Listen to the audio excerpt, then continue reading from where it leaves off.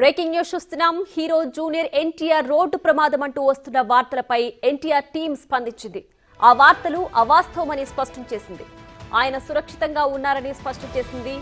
Gym చేస్తుండగా ఎన్టీఆర్ ఎడం చేయి బెణికింది. అయినప్పటికీ ఆయన దేవరా షూటింగ్ లో పాల్గొన్నారు. ప్రస్తుతం కోలుకుంటున్నారు. ఆయనకు రోడ్డు ప్రమాదం జరిగినట్లు వస్తున్న వార్తలు అవాస్తవమని, దయచేసి ఆ ప్రచారాన్ని నమ్మకండని విజ్ఞప్తి చేసింది.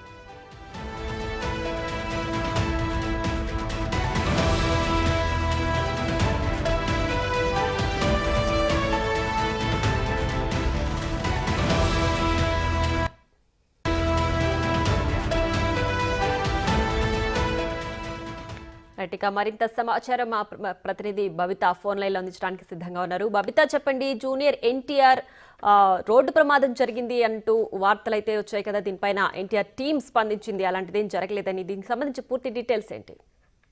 ఎస్ ప్రియా, యాక్చువల్గా ఒక 2 days బ్యాక్ జిమ్ లో తను జిమ్ చేస్తూ ఉండగా ఎడమ చేసి మణికట్టుకు అయితే దెబ్బ తగ్గింది అని జూనియర్ ఎన్టీఆర్ హాస్పిటల్కి వెళ్ళి చూపించుకున్నారు. అయితే ఈ హాస్పిటల్ దగ్గర చూసినంత మాత్రాన రోడ్డు ప్రమాదం జరిగిపోయింది అంటూ సోషల్ మీడియాలో మాత్రం చాలా విస్తృత ప్రచారం అయితే జరుగుతుంది. సో అదంతా ఏమీ లేదు. ఆ గాయం జరిగిన తర్వాత కూడా తను దేవరా షూటింగ్ లో కంటిన్యూగా పాల్గొంటూనే ఉంటారు.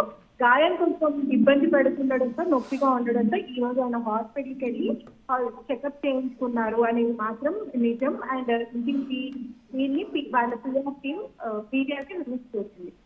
రైట్ బబిత, అయితే జరిగిన వాస్తవాన్ని తెలుసుకోకుండా ఇలాంటి తప్పుడు ప్రచారాలు ఎందుకు చేస్తున్నట్లు భావించాలి?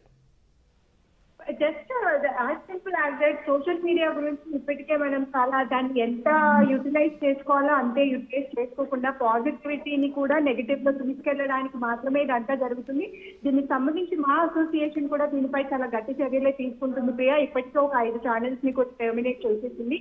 ఇట్లా ఉన్నవి లేనట్టుగా, లేనివి ఉన్నట్టుగా ప్రచారాలు సృష్టిస్తూ ఇవన్నీ చేస్తున్నారని తెలిసి కూడా ఇవన్నీ చేస్తున్నారు. సో దీనిపైన గట్టిగా చర్యలు అయితే తీసుకుంటున్నారు ప్రియా.